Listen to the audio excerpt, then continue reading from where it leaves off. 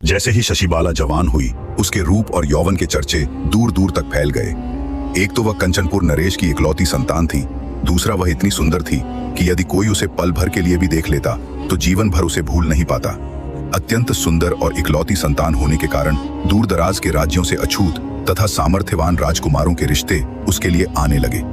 राजकुमारी के लिए इतने रिश्तों को देखकर एक ओर तो कंचनपुर नरेश अत्यंत प्रसन्न थे और दूसरी ओर शंकित भी। आखिर किस रिश्ते को ठुकराया जाए?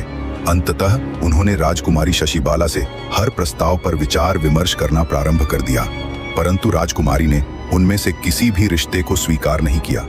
धीरे धीरे समय बीतता गया और कंचनपुर नरेश को चिंता सताने लगी कि एक से बढ़कर एक राजकुमार रिश्ता लेकर आ रहा है, परंतु राजकुमारी हर प्रस्ताव को ठुकरा देती है।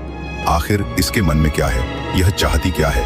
एक दिन नरेश ने अपनी पुत्री से पूछ ही लिया, बेटी, तुम हर रिश्ते को ठुकरा रही हो, इसका क्या कारण है?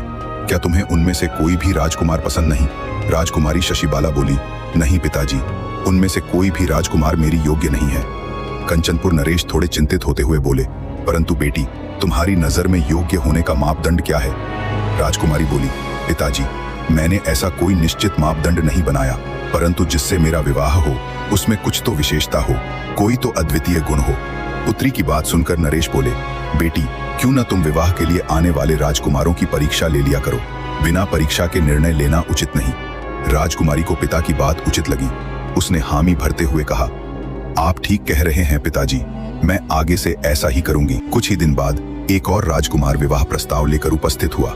नौकरों ने उसे आदर पूर्वक बिठाकर जलपान कराया और राजकुमारी शशिबाला को सूचना दी। सूचना मिलते ही राजकुमारी उसकी परीक्षा लेने के लिए आई। जब राजकुमार ने राजकुमारी को देखा तो वह स्तब्ध रह गया और उसकी सुंदरता को देखता ही रह गया।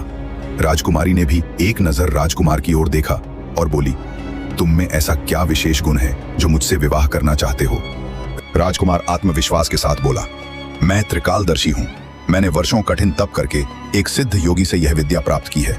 मैं किसी का भी भूत, भविष्य और वर्तमान बिल्कुल सही सही बता सकता हूँ। राजकुमारी ने कहा, ओह, ऐसा है तो क्यों न तुम मेरा भविष्य बताओ? फिर थोड़ी देर सोचकर बोली, नहीं नहीं, भविष्य को भविष्य ही रहने दो, तुम मेरे भूतकाल के बारे में कुछ बताओ। राजकुमार ने कुछ देर ध्यान लगाया और फिर बोला, राजकुमारी जी, आपने अब तक कई राजकुमारों के विवाह प्रस्ताव को ठुकराया है और अंततः आपने अपने पिता के कहने पर राजकुमारों की परीक्षा लेने का निश्चय किया है। राजकुमार की बात सुनकर राजकुमारी उसकी विशेषता से प्रभावित होते हुए बोली, तुमने बिल्कुल सही कहा। मुझे तुम्हारी यह विशेषता अत्यंत दिलचस्प लगी, पर मुझे निर्णय लेने के लिए थोड़ा समय चाहिए।